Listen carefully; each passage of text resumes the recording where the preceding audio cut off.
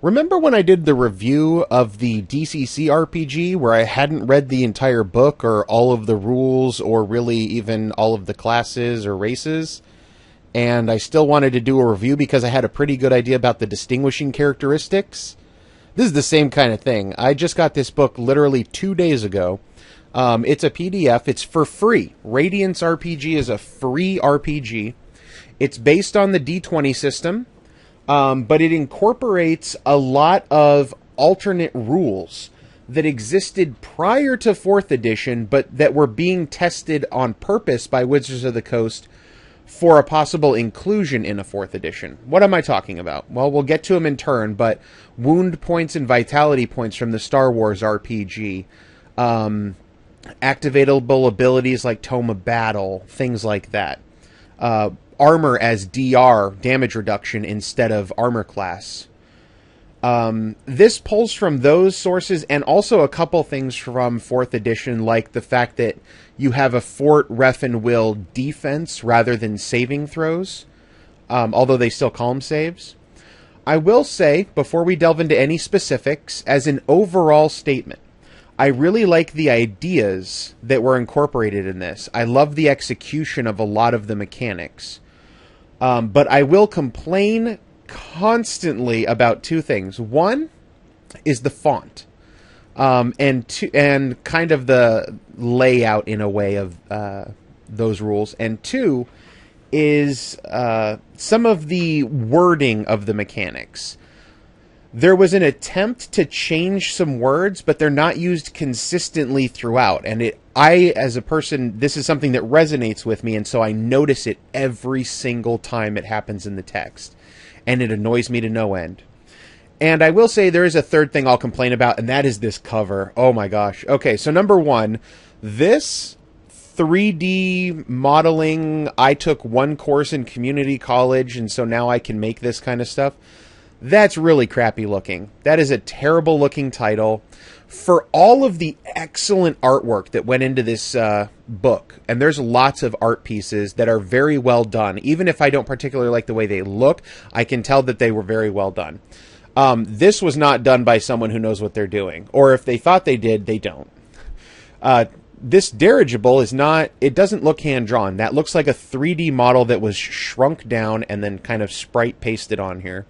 This, on the other hand, is really well done, and I really like the picture right there, that gargoyle-looking thing. We come down here, and there's this art piece. It's by an artist named Eric Lofgren. I've seen his work in other places, and I've been to his website before. His stuff looks really good in black and white, like this kind of thing. Not so good when they color it. What do I love about this picture, though? Okay, one, this guy he's a robot, so he can be out of proportion, but because he's a man-like figure, you want him to be in proportion like man. But his torso is gigantic, and his arms are tiny little baby arms. He's got these tiny little arms and this really long torso, and this giant head. I also really love... Now, I say this part jokingly, but I also really do like it. I love the idea of a breastplate on armor, but a dress on the bottom. There's an anime that I have not seen, but I've seen a lot of artwork for it, and I think the anime is Fate Stay Night. But there's a girl in it, and she's got blonde hair, and she wears like an armored breastplate, and kind of like this, and she always has like a dress down below. And I actually do think that's a cool look. I like that. Then you have like... In contrast to this weirdness, I mean, I really like these little impy demon gargoyle things. I like this demon guy in the back. But then you have this guy in, like, the patchwork, colonial Native American kind of clothing with a mohawk, which also is a Native American tribe. So there's this weird Indian guy here for no good reason. And then this guy over here, I can't quite make out what that's supposed to be, but I really want him to be wielding like a giant crossbow. That's the helmet of a guy who needs to have an incredibly high power crossbow. And then they're fighting on a speeding train with a dirigible in the background. The electro tech, which is what they call it in this, I kind of like the idea of steampunk, and I kind of like the idea of electro tech, where it's like steampunk, but instead of steam power, it's electricity. I like the idea, but I don't want to mix it with my standard fantasy tropes. They're two great tastes that don't mix in my mind very well. Although I haven't, I will admit right off, I haven't read any of the steampunk or electrotech sections of the book, so I don't know how well they're executed. They might be done very well, and maybe everything meshes together. The book has an implied setting, which means they actually don't detail society in general, as far as I know. I remember reading on a forum when I found out about this that there's no fully detailed society. There's just like the implications through the various parts of the book. And then when you get down here, this is kind of like really amateurish looking text and font layout and 3D art for the lettering. I do kind of like the electricity. Once again, look at this gun. This looks like a image you found, a black and white picture on Google image search, cut it out in a program, and then just put the picture there. It's not a cohesive whole. It's a bunch of parts that shouldn't go together. 3D image, hand-drawn image, picture, some other 3D, well, maybe not 3D, but computer-generated, and then this electricity effect, and yeah. Also, doesn't it look like this gun is shooting out like a swirly straw? That'd be weird. Again, this could actually be a hand-drawn picture, or it could be a black and white photo of a gun from like a museum or something with a dragon. So, Dario Nardi is a very smart guy. He actually teaches at the I think he's a fellow at the University of California, Los Angeles. So he's a smart dude, and he does stuff. Role-playing games are just a hobby for him. He does like psychology and organizational management and stuff like that. Anyway, we're going to go past all of this.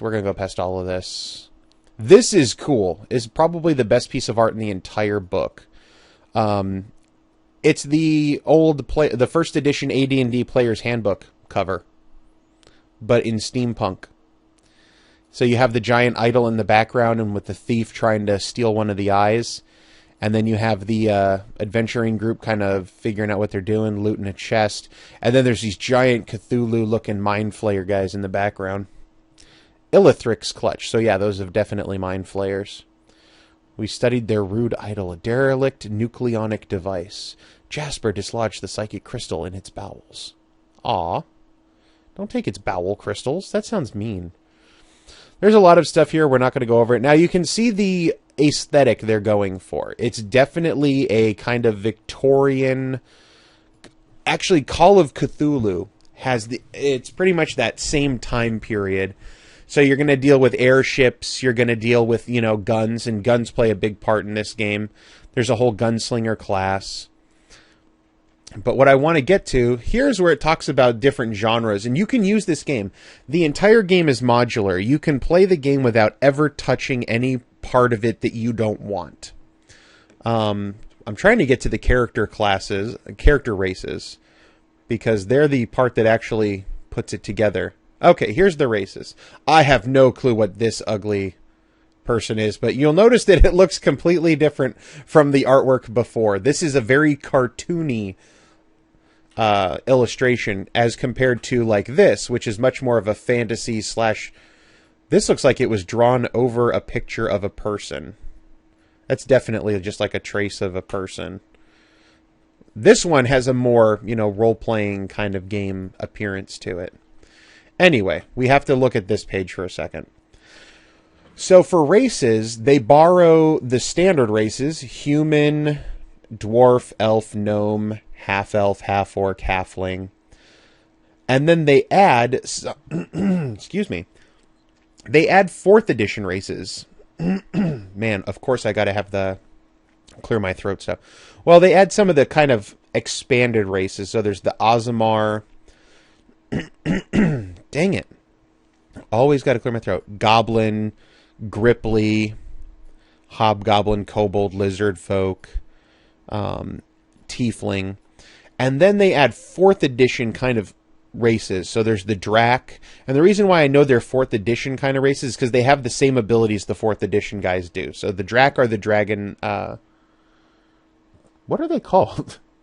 The dragon guys from 4th edition. I honestly can't recall their names offhand.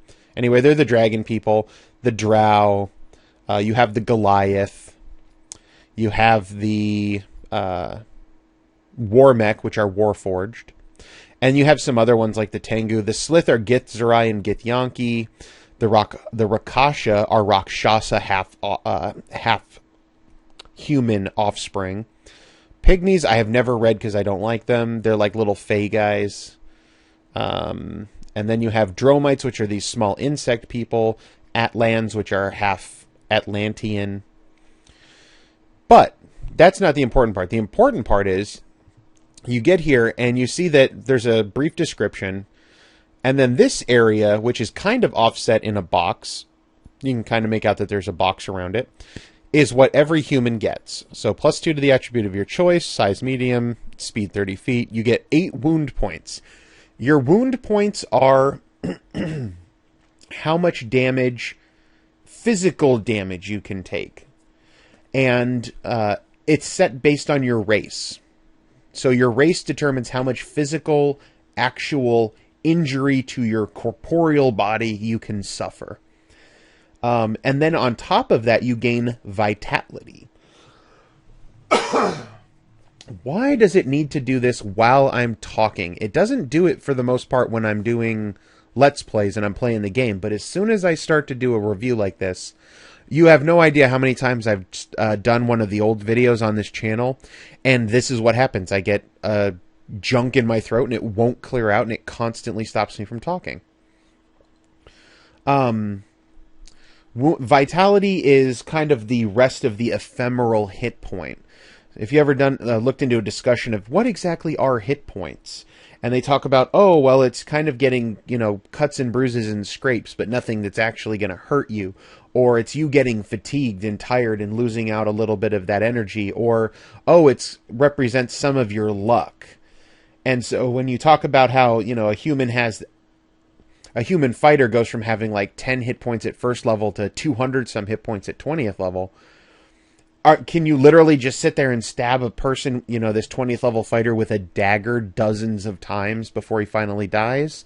Or is he able to kind of dodge out of the way and you have to exhaust a lot of that kind of ability? Vitality kind of represents that. And it gets used for something else, which we'll cover in just a moment as well. So every human is adaptable. They start with 1 extra racial ability, class ability, or minor award. Once a day they get to reroll a d20. And they get +5 on 1 skill. So, basic d20 human abilities. You get an extra feat, you get an extra skill point, and then heroic mean, which is the reroll d20. That's a common human ability as like an alternate ability you can get like in Pathfinder. They get common as a language. They can select whatever bonus language is, blah, blah, blah. They get 1 multi-class of any choice. They can be any alignment, have any deity. Comeliness is not actually, from what I understand, defined in the rules in this book. There's nowhere where you look and it says comeliness of this score equals this bonus. It's just like a role-playing guide. But the interesting part is at first level, a first level character, we can actually go right here to the classes table real quick, since this is where it shows up. You can see that you can start at 0 level as an option, but a first level character has 2 racial abilities and 3 core abilities. So now we'll go back to the races. Ugh. Ugly looking picture. I hate this picture. I hate it so much. And here's all the abilities. Right here. Racial abilities. Army skills. Artist, country kid, blah, blah, blah, blah, blah, blah, blah. You end up getting a number of these racial abilities. We can actually go back to the other chart and look up exactly how many, but I know that you get at least 3, and most likely more than that. So at first level, you actually get to choose 2 of these abilities, any 2 you want. And they have a number of different options. Like Army skills down here gives you +2 on 5 and 6 different skills. Or you can choose something like Gearhead, which gives you a +5 on 1 skill and +10 when using a particular use of that skill. Or you can have like +2 Comeliness, which would be the worst one ever to take unless your DM is definitely relying on comeliness. You can have one like... Let's do one that's not a skill bonus. Iron Will. Boosts your will by 2. As I mentioned before, your will is not a... Your fort, ref, and will are defenses, just like an armor class, basically. So this is really kind of like +2 to your will armor class, rather than you rolling. Or here, last gasp. When you have less than 0 wound points and are unconscious, you can briefly become conscious and take a single move or standard action, and then you fall unconscious again. But you stabilize and lose no further hit points. Nice. Prodigy. When you attain 3rd level, you gain an advanced class feature, rather than the usual 4 basic class abilities. So they're spoiling a little bit. Your classes give you a lot more abilities on top of this. So there's a bunch of different races. They start with human. I actually like this idea compared to most RPGs. Your average, like, 3rd edition or Pathfinder's books, they go in alphabetical order, which is really good for finding things, and I totally like that. But in order for a person who's new to RPGs to kind of get or even just new to this system, in order to get a grasp on comparison, they need an anchor point. They need something to contextualize the information. And humans, being the default, by putting those first, I read this, I get an idea of what humans can do, and then I can read the other races and figure out, how they compare to humans. In any other book, you'd start right here with Azamar, which are these half celestial, half humans, and that's harder to deal with than starting off right with humans. So I totally think that's cool. Again, they're going to get these racial abilities automatically, and then they would start off with any 2 of these abilities down here. So on and so forth for Atlans and what have you. There's a couple things I got to point out real quick. One, Goblin. I really like that illustration. It's so weird. He's got this giant lip ring and just looks cool. And then Gripply. I've talked about Gripply before. I love Gripply. I think they're awesome. But why, oh why, do the Gripply have eyelashes? That should not exist, and it freaks me the crap out. I can only imagine that at some point they decided that eyelashes were in this season, and this is a high society Gripply, and so she put eyelashes on so she would fit in. And these are just prosthetics. I will look up maybe later and see if there is a real-life lizard that has eyelashes. They shouldn't, because hair tends to be more of a mammalian trait, but maybe they do. So we'll go past these guys. See, there's pretty good illustrations. I mean, even if you don't like the way that they look, you can tell that these are obviously very well drawn. So, like, I hate pygmies, but that's a well-drawn picture of an ugly little thing. Maybe I don't like the way that they decided lizard folk should look, but again, you can tell that that is a very well-drawn piece, so I like it a lot. Classes are the same way as races. There's a bunch of classes, too. There's the art. Now, this is borrowing heavily, I guess, from Eberron as well. You have the Artificer, basic barbarian and bard. They turned the Blackguard into its own class, cleric. For whatever reason, they decided that Dhampir, which are half vampires, and Shifters, which was a race in Eberron, but is basically like a werewolfy kind of beast, they made those races. That doesn't make as much sense to me. Why should being half vampire or half werewolf, be a class for you? But who knows? This is a cool piece. I like this. Druids, elementalists. These all make kind of sense in normal D&D fighters. Then Gallant. I haven't read them yet, but there's supposed to be some charismatic agile swordsman who's on a difficult quest. Gunslingers, Inquisitor. Now here you see the Pathfinder, Gunslinger, Inquisitor, Invoker kind of influence. Mage Blade. Medicant is a healer, which is different from the cleric, which is kind of more of a religious figure. Monks, necromancers, paladins, pathfinders. Oh my gosh, they even called them pathfinders. Scion, ranger. I don't like psionics, but they can be in there, I suppose. Ranger, rogue, sage, shadowcaster, shaman, sorcerer, warlock, witch, wizard. That's a lot of classes. And every single one of them fits on 2 pages. Because when you get to... Well, let's just look at the chart again real quick. Racial abilities. 1, 2, 3, 4, 5, 6. You get 6 racial abilities total. All right. I do know, because they tell you down here, that you get 15 of your class's basic abilities, 10 intermediate, 5 advanced, and 2 paragon. And then you have these themes, which we'll get to in a moment too. So the class that I want to look at is, let's do something fun. Let's go to one that I've already looked at. Cleric, Dhampir, Druid, Elementalist, Fighter. Fighter's kind of boring, but we'll look at them anyway. So here's what fighters get.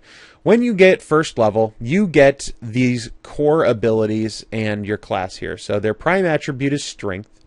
That means that their attack roll is d20 plus half your level plus your strength. You don't gain any base attack bonus or anything like that. Your base attack bonus for every single class is half class level. Wizards attack at d20 half class level and intelligence modifier instead. So that's kind of 4th edition. And your defense is fort plus 2. That's kind of 4th edition. They get all armor and shields, all weapon groups, some starting gold, alignment. Training is basically just modifying your starting age.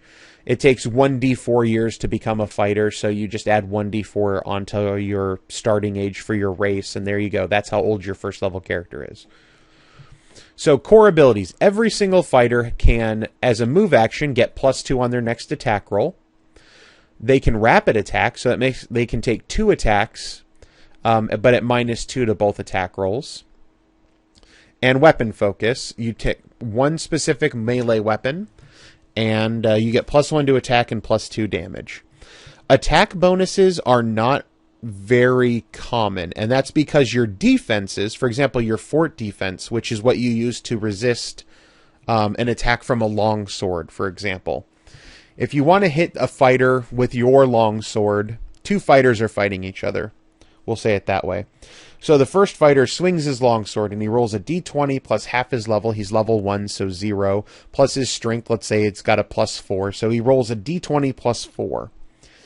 And his what he's trying to hit is the other fighter's fortitude. And the other fighter's going to have a fortitude of 10, plus half his level of 0, plus 2 for being a fighter, so right now 12, and then his con modifier. So let's say he's got a +2 con. So the difficulty would be 14 to hit his fort. Now, every fighter gets weapon focus, so actually instead of attacking at d20 plus 4, he's attacking at d20 plus 5, and he can use a move action to make it d20 plus 7 against an armor class, well, I say armor class, a fortitude save or defense of 14. What you really have to look at, is these damage bonuses. Damage bonuses are common. In fact, there's pretty big ones, like Powerful Blow. Once a day, when you hit, you get 15 extra damage. The reason why you do that is the game uses armor as damage reduction. So people can stack up a lot, of, particularly fighters, can stack up a lot of damage reduction between armor, shields, helmets also add DR. And then there's class abilities that increase your damage reduction on top of that. For example, I think it's a higher level ability. Yeah, if we come down here, armor specialization, +2 DR, shield specialization, +2 DR. So once you get 2 intermediate abilities, you can add an extra 4 points on top. And like plate mail adds, I think, 8 points of DR, and then you can get a big shield that adds another 3, so that's 11, and then you can have a helmet which adds like 1, so that's 12, and then a fighter can take those 2 abilities for +4, and that's 16 DR, which means you have to deal more than 16 damage to cause any points of damage to hit him and hurt him, from what I understand. Now that doesn't give it right there, so let's look. Okay, not cleave. Cleave doesn't do it. Do you guys have one that does this? Oh, well, even Powerful Blow, the one we just read. Once daily as a swift action, you can do +15 damage. Costs 5 vitality. So your vitality, in addition to being the non-physical damage portion of your hit points, also fuels your abilities. Every class has abilities that they can pay vitality. Most of the time, most abilities that I read only require 1 or 2 vitality to use. The slightly more powerful ones require 5, and then some of the highest level ones, like here you have Ultimate Warrior. Listen up, Hulk Hogan! For 5 minutes you gain +3 DR, and +5 on all saves, brother. Yeah, and it costs 25 vitality. But by the time you get this Paragon tier ability, you have plenty of hit points. We have to go back to the class table real quick because this actually has your vitality. And notice how it's based on just character level. Every character of every class has the same amount of hit points. Your race determines your physical wound points. Every class has the same amount of vitality points. The only difference is for guys like the fighter, because they're supposed to be tough, they actually have the ability to take like toughness. You get +3 wound points. And I think there's another one. Vitality Surge refills vitality, but I think there's another one in here somewhere that actually gives you extra vitality. Like you have +5. Yeah, here you go. Lasting Vigor. Boost your maximum vitality by +5 points. So they actually can get more hit points on top of it. Whereas other classes, like I don't think maybe, I haven't read the Wizard yet, but I don't think the Wizard would get toughness. It just doesn't seem like something that they would do. Ooh, hiccups. So there's a bunch of different classes, and each one fits onto exactly 2 pages. So Gunslinger, Gunslinger, Inquisitor, Inquisitor, Invoker, Invoker, Mageblade, Mageblade. And that's true even of the casting classes. So even if you're going to play like the Necromancer, it does exactly what you think Necromancers would do. Lots of undead stuff, lots of negative energy stuff. You don't have a spell list. You have abilities, and you pick abilities. Now, at level 1, you only gain your core abilities, so you'd get Chill Touch, Gravelore, and Quell Undead. But at level 2, you get to pick 4 basic abilities. So here's 4, and then here's another 4, and then here's another 4, and then here's another 4. There's a ton of abilities to choose from the basic tier. And I think at level 3, you get yet another 4 abilities. So by the time you hit level 3, you have 8 of these basic abilities. So you gain a lot of different options. You can be as complex or as simple as you want. If you want to be very simple, first of all, you usually don't play a casting class, but you choose the options that just give flat bonuses. Taint, you're immune to the Taint ability. Tomb Lore, +5 on history and literacy checks. Unnatural Aura, you gain all of these bonuses. If you want to be more complex, then you start looking for the ones that are activated. As a move action, an adjacent foe suffers damage. Or dies if you beat its fortitude? What? Okay, there's a couple... I haven't read the Necromancer before, but there's a couple other ones where it has an ability that can outright kill something, but it has a level cap. And it tends to require vitality. Oh, and adjacent helpless foe. I missed the word helpless. That makes a lot more sense. So, like, if someone's already unconscious or if you've got them tied up, you can just kind of outright kill them. Yeah, that makes sense.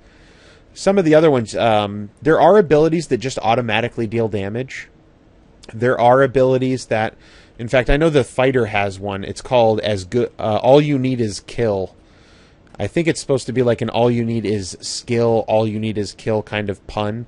But an adjacent foe suffers 2d6 damage or is slain outright if it's level 2 or lower. See, that's the one where it just automatically kills people if they're really low level. And I think the first time you can pick up an intermediate tier ability is when you're level 4. So you can get this really, relatively early, and you'll start automatically killing level 2 foes. Every one of these abilities takes a standard action to activate, unless it says otherwise. So you can do that once per round. There are some issues, like I had mentioned with the mechanics, where it doesn't make perfect sense. There's abilities where... it might have even been the fighter. Let's go back to the fighter. Let's see. There's ones where you can automatically hit, like Whirlwind Attack. Wait, where's the sweep ability? Wounding Strike. Sweeping Blade. Once daily, using your melee weapon, all adjacent foes suffer weapon damage plus your strength mod with no save. Makes sense, right? Powerful Blow. Once daily is a swift action. When you hit a target with your melee weapon, apply plus 15 damage. Now, it's once against one target. I totally get that Powerful Blow would only apply to one target and not everybody that I hit with Sweeping Blade. But Did I hit people with Sweeping Blade? Can I pay 5 vitality to automatically hit, and another 5 vitality to automatically do plus 15 damage? It would seem like it's kind of balanced because you're spending 10 vitality to do it, but at the same, and you only ever use Powerful Blow after you've already hit, because it says when you hit a target. So it's not like you're gambling, but do they work together? Is Sweeping Blade technically a hit, or is it just dealing damage? Is all you need is kill, as an adjacent foe suffers 2d6 damage from your melee weapon? Does that count as hitting with a melee weapon for Powerful Blow? Can I automatically deal this damage and then add an extra 15 on top of it? So there's some issues there. I kind of like the boost your skill by plus 5. It just kind of makes this, for people who maybe aren't as familiar with D20 RPGs, it helps to push the fact that it's a bonus on top of stuff. So I get that. But there's some issues with, interaction. I hate the font. This is called Papyrus, I believe. And it's just ugly. I absolutely hate it. What I would love to do is get the original files for this PDF and just highlight everything and change font to something else. Even a boring font like Arial or Times New Roman would just look better to my eye. It's called Papyrus because it kind of evokes a Egyptian look to it, and it just doesn't fit in with the fantasy artwork. And the fantasy idea. I think it might work a little bit better with sort of a Victorian era aesthetic because of the, exploring Egypt and the tombs and what have you. But that's the part of the game that I am not too interested in right now. So we're going to move to the next section real quick. Unlike 4th edition, the skills in Radiance do not increase by your level as well. Your skill check is D20 plus attribute plus skill modifier. You don't gain skill points. If you want bonuses to skills, you use them. You get them through those abilities by choosing class abilities or race abilities that grant you skill point bonuses. There are no feats. Again, those are part of the racial and class abilities. If I'm sure we saw when we were on the fighter class that he had like cleave or sunder or trip. Those were all abilities that were part of the class. And you see those same abilities on multiple different classes. So the skills don't go ridiculously high in difficulty, except they do. They specifically call out they go ridiculously high in difficulty. In order to get up to the really, really epic level kind of things, because there's an example in here somewhere where they talk about a wizard. Yeah, so here's this wizard, and he's got arcane training, which is plus 5 on arcana, and he's got an 18 plus 6 and with a 16 intelligence with a plus 8 bonus, plus 3 for 16, plus 5 for the arcana, so he can get up to an 18. And later on a good day, he can at the end of his career, at best, is a 45. Now, at the end of your career, a level 20 character getting up to just 45. First of all, that's kind of impressive. But when you're specifically pointing out DCs of 60 to 90, you really need to make sure that 45 isn't the cap, because this will lead newer DMs to think that 60 and 90 might be appropriate at any point. Much like the class abilities, every one of the skills is kind of broken down into these abilities. Just the individual uses in a way. So it's kind of 4th edition-y in that it's spelling out exactly what all these different parts of it do. But they do that in 3rd edition and Pathfinder too. Alright, let's get past the skills. Now the second to last thing is these themes. This is where a lot of people when I was reading about it on the forums, they were recommending this as a role-playing game for people who've never played role-playing games before. It's simple. Despite all those options, it's relatively simple to put your character together. A lot of the rules are all nice and condensed in one area so that you can figure out really quickly what they all do. You don't have to keep flipping back and forth like to spell lists and things for the wizard class to see what kinds of things you can do as a wizard. They're all right there on the wizard page. And if any person playing this game, let's say they don't have the book, let's say that this wasn't a free PDF and you had to print out pages for them. Every single character, you can print 3 pages, 1 for race, 2 for class. They're good to go as far as rules that they need to look up, for the most part. So that's really nice. That's how simple it is. When you can tell me I can play a wizard from 1st level to 20th level, here's the 2 pages you need, that's ridiculous. Compared to the dozens of pages you'd need in a 3rd edition game because of the spell lists. All the spells that you need to know and all the spell rules on top of that. So that's kind of cool. Themes, however, were what people started saying, now you're adding just extra complexity. On the one hand, the theme is not actually that complex. If we'll go back real quick to the classes table. I do think that this table doesn't need to be right here in the class section, especially because it details when you pick up racial abilities. I think this could be towards the front. But you can see here the theme awards. If you 0 level or 1st level or whatever, you start with a minor, and then you gain another minor, a minor, a major, a minor, a major. There's only 2 different types of abilities, and you only gain them every even level. The only thing that I don't like is, like, okay, here's 6, 10, 16, 18. That's not a clear mathematical pattern as far as when you gain the major abilities versus minor. And this is obviously not a pattern, but given all the different types of abilities you're gaining, I can completely understand where it's coming from. So let's go back to the themes. So for your themes, these are kind of like broad overviews. You can apply...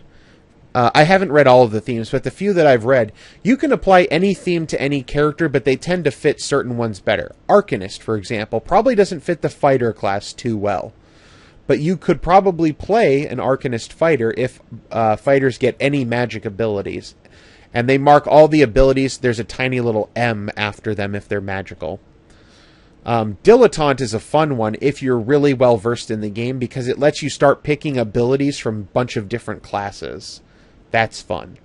And in fact, one of their abilities, you have to pick a different ability from a different class, or at least it has to be a different ability from the same class every single day in game. But you can see even here, there's a ton of options. And when you pick them, just like normal, there's minor awards, and then there's major awards. And when you gain levels, you pick one of the minor awards or one of the major awards. Overall, the guy who wrote the game did say he play tested it with a group. And actually, I think multiple groups. And on top of that, they were trying to prevent unbalanced options. So I think the game assumes you're going to have your race ability, your class ability, and one of these themes. So even if you're trying to stack together like a ridiculous amount of skill points into one area, the game kind of assumes that you're already able to do that. Because, I mean, just here you can take something that gives you an Arcana check +5, and then we already saw that wizards automatically get Arcana check +5, and I'm sure if you're playing like an elf, they're going to have a racial ability that gives you an Arcana check +5. And so right there is like +15 at 1st level. And we know that skill checks don't increase in DC based on level. The game doesn't assume that you have skill points or a half-level bonus adding on to the DC. So DCs are, the same DC for a 1st level character as a 20th level character. 4th edition adventures get in trouble for that. Like 1st level characters, they have to climb a wall, so it's DC 15. But now later on, we have 20th level or 30th level epic level characters in 4th edition. And because they automatically get a half-level bonus to their skill checks, a DC 15 wall poses absolutely no challenge. So we have to engineer this weird, super magic, ultra smooth, astral diamond crystal wall that they have to climb up. So it's DC 45 to provide challenges on top of things. Things like that. 3rd edition can totally do that too. I don't know why I bashed just 4th edition for it. But there's a bunch of different options here. And then on top of all of that, Here's the alignments and deities section. So you have these deities, and a lot of them are just kind of standard, very familiar 3rd edition kind of deities, just with a new name. Like Lilith is actually Lolth, and you have Asmodeus with an I instead of an E, and Absalom, Avatar in Chains, who's basically like Ilmater from Forgotten Realms. So there's Tiamat. You know, you would recognize all of the gods by giving them a quick read through. I think there's even like who was it? Not Rorax. Fane, Lord of Arms, even has like a Hextor like symbol as his symbol. But on top of the deity stuff, there's boons. And boons are abilities that you can pick for having a particular deity. And this was the second thing that people said was complicating the game a little bit more. But these are modular. You don't have to use themes. You can completely get rid of them. And you don't have to use the deities. You can completely get rid of them. Characters gain fate points. Yeah, faith points. So upon gaining a level or starting a new year in game time, you get half your level in fate points, round up. And you can spend faith points to use a basic boon under your deity, or you can spend 2, 4, 8 points to use the intermediate, advanced, and paragon boons. And if you have multiple characters who worship the same god, they can combine their faith points together into one pool. And that's where a lot of this extra complexity goes. The only reason I looked at this is because the goblin, and I think we'll end on this goblin idea. Goblins have a racial ability that let you pick a boon from one of the deities as a racial ability. So that's why I was looking through some of them. I have not read, but we could... Well, here's equipment. I'll just show you the equipment real quick. I wonder if the encumbrance section is in here too. They do have a wealth per level guideline. It is considerably less money than a 3rd edition D&D character.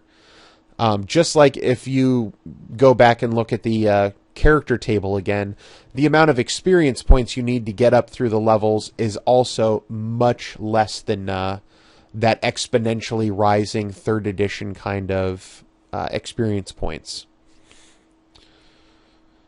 Here we go. Encumbrance is based on slots. Your number of slots is your strength score plus encumbrance bonuses, if any. Like dwarves count their encumbrance as being 4 points higher. Because, you know, they're dwarves and they can do that stuff. So encumbrance slots are filled by your armor, shields, weapons, and your gear. Clothes cost 0 slots. For anything else, you can assume that a slot is 5 to 10 pounds. But anyway, any light armor's 1 slot, any heavy armor's 5 slots, any shield like this is 1, 2, or 3 slots, weapons are 1, 2, or 3 slots, blah, blah, blah, blah, blah. They even have this quick gear, which was something that they did in 3rd edition. At the end of every class, you could pick up like a little kit that came with a bunch of equipment. And you can see that these only cost like 3 slots or 5 slots. So you can fill them up pretty easy. And it's a simpler and probably easier to use system of encumbrance than tracking weight, since you need really just this table right here, and you can pretty much pick out everything you want. And then, if you have up to your number of slots in gear, then you're fine. If you get over that, but you're less than 2 times your number of slots, you're overloaded.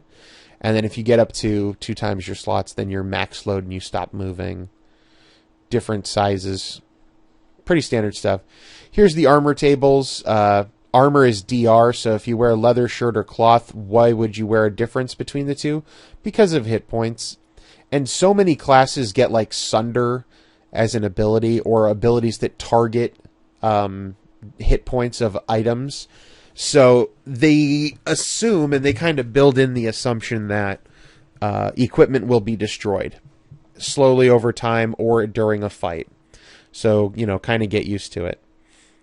So, one thing I don't like is that Dwarf Plate is a medium armor, and then, but not a heavy armor. And like Mountain Plate is a example of a dwarven armor that's always considered in some of the 3rd edition source books like the heaviest armor there is Mountain Plate dwarven armor. Not much difference, though. The nice thing about this is this Dwarf Plate gives you armor DR7, same as half plate armor, but it does it for half the weight, and it has more hit points, and it costs less encumbrance. So there's benefits to it. Monster hide. Any of these ones with the MWK means they're automatically masterwork armors. Same thing for shields. Shields also grant DR, and helmets grant DR. Well, Great Helm grants DR. So you can wear a Great Helm. It costs you 1 armor slot, but it takes away 1 point of damage every time. Then there's the weapons. Weapons are broken down into categories. I'm just going to show the table. So like there's these weapon groups, and a couple of the classes or racial abilities allow you to become proficient in an entire weapon group. So you can become proficient in all the axes or all the bows. And there's also firearms, hunting rifle, musket, pistol, revolver, shotgun. And one of the differences, like I don't like the fact that the musket is really long range, but the rifling being the thing that allows a bullet to fire longer, straighter over a long distance, has a half the range. The nice thing, though, is like a musket and a pistol can only load 1 bullet at a time, whereas a revolver can load 6, and a hunting rifle loads 6. So they've got like little clips or magazines that'll hold extra rounds for you. You don't have to reload them time and time again.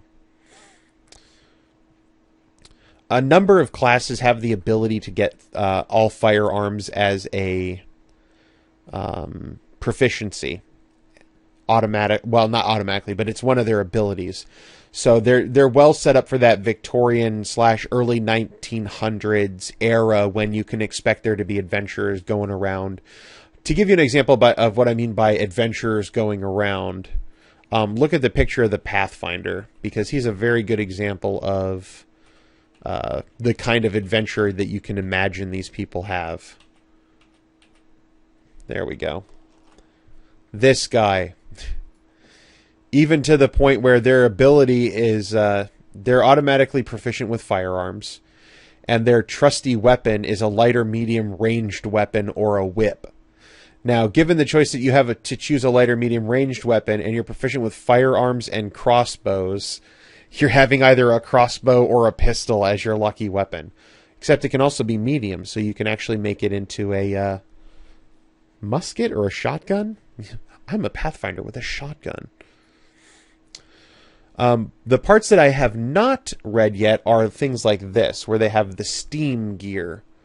Apparently there's a steam-powered compass. Now, some of these things are not actually steam-powered, like a pocket watch or a compass or a surgical kit. They're just a higher tech level. But they're nicely apportioned away in a separate area. So if you don't want to play at that tech level and you want to use the game just to play regular old D&D fantasy, you don't have to include any of this stuff. But they have the steam gear, and then they have electrotech, where they use electricity to do things. And even on top of that, communicators, beam me up, Scotty, mind machines. I think there's supposed to be like symbionts too. Huh, I didn't see them yet. But yeah, there's one of the races, the Slith, which are the Githyanki and the Githzerai.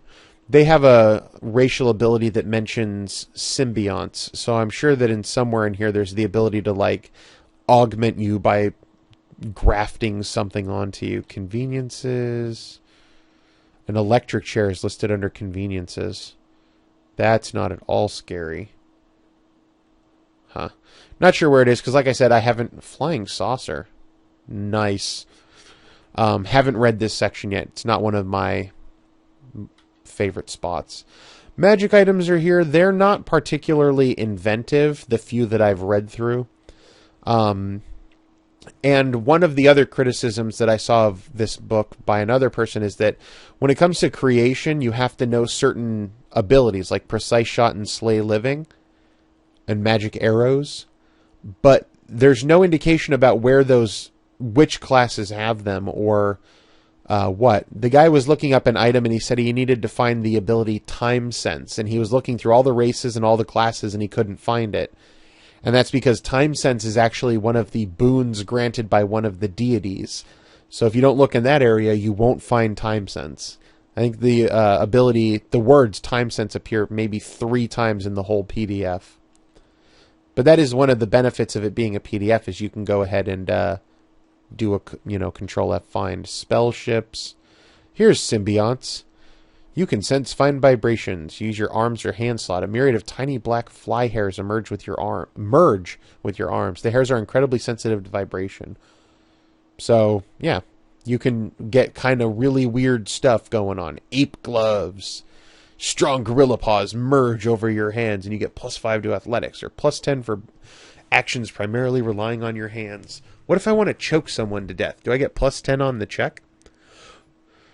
From what I've seen, for the most part, combat works exactly like 3rd edition combat. You swing at people, and that's how it works. The one rule that I'm pretty sure this comes from 4th edition, or there's a variant very close to it in 4th edition, is the knockout rule. I was reading the Barbarian class, and one of the abilities that they can choose is called like Iron Fist, which gives you +2 on knockout. And what you do is you roll 3 attacks, 1 against Fort, Ref, and Will, and count the number of successes. And if you roll 3 successes, the defender falls prone and lies unconscious for 5 minutes. So you can just straight up knock people out in the game automatically, like starting at level 1, if you can hit all 3 defenses. There's a number of effects in the game to kind of simplify how long things last. For the most part, things either happen for 1 round, 2 minutes, or 5 minutes. Pretty much every ability I've read has dealt with either 1 round, 2 minutes, or 5 minutes. And 5 minutes by far is more common than 2. And so I'm guessing what they consider 5 minutes is 1 fight. So if they want an effect to last for a whole fight, they say it lasts for 5 minutes, and that just simplifies things down. They have morale checks. That's always a good idea too, especially in a game like this where you can knock someone unconscious in 1 hit, and having some ability built into the system to deal with the fact that people might want to surrender and not have to straight up kill everybody all the time, which works really well in a Victorian or early 1900s kind of game where polite society kind of frowns on you going around and sorting people to death constantly, and a bunch of in conditions and that. So I'm still making my way through here. We're going to end on the Goblin. So I was reading through some of the races, and one of the ones that I like to read is the Goblin, because I like to see what people do with little dudes, like little evil guys. And they get a couple abilities here. So I was reading through this, and the first thing is they get cruelty. Once a day, they can automatically inflict wound damage in addition to other damage. Now remember, that's important because wound damage is actual hurt you damage. And it's based on race. So like if you can manage to deal 6 wound points to a goblin, they die no matter how much vitality they have. Or, well, they don't die automatically. They go unconscious. So you have the ability to just automatically inflict 1 point of wound damage. And if they also bleed, which they lose another point the next round unless they're targeted with magic healing or a successful DC 15 heal check. So you can automatically deal 1 wound damage and possibly deal a 2nd point of damage. And on top of that, they have this thing called Pesky. And so if you're adjacent, you can, instead of attacking, automatically hit and inflict 1 point of damage. Well, gee, now I don't even have to roll. Once a day, I can just automatically inflict my 1 wound using Pesky. And it forces them to attack me instead. So look, goblins are the tanks of the game. And then I moved over to the racial abilities, and the second one, boost your survival checks by 5 or by 10 when tracking foes who are below full wounds. Well, I can already automatically deal wound damage. So I'm probably really good at tracking people. And a little bit later, you have this Hell's Minion, which means you know 1 basic ability of your choice listed under your deity, and your deity must be evil. And I think the last one is Wraith Rider, which gives you a bonus on handle animal checks, which is bigger when dealing with bats and wolves. And bats and wolves automatically begin 2 steps friendlier than you. So immediately in my mind, I had this guy. Okay, he can see in the dark. He's really good with knives. If he wounds you, he can track you down anywhere, and he rides a giant wolf. And then I went looking at like the Inquisitor class, but I actually think Ranger would be a better choice. My idea was turn this evil race like a goblin, and he even worships an evil god. In this case, the most appropriate is Lilith, because she wolves and bats are kind of like one of her symbols. And he hunts people down for like a bounty hunter, or more specifically, like he works for the church, hunting down people who have, you know, committed crimes from the church, or maybe people who are members of the church, but they're trying to, you know, quit and run away. So he hunts down apostates and brings them back. And it's the kind of character where they're evil, and they totally do evil things like all the time, but they work really well in a group. Just because he's going to hunt down this apostate doesn't mean that, you know, he can't cooperate completely with the other people in a mostly good aligned party. Yeah, sure, he's evil, and yeah, sure, he's delivering these criminals back to an evil church, but they're criminals. I mean, the apostates maybe not as criminal from their perspective. One of the other options was like Asmodeus.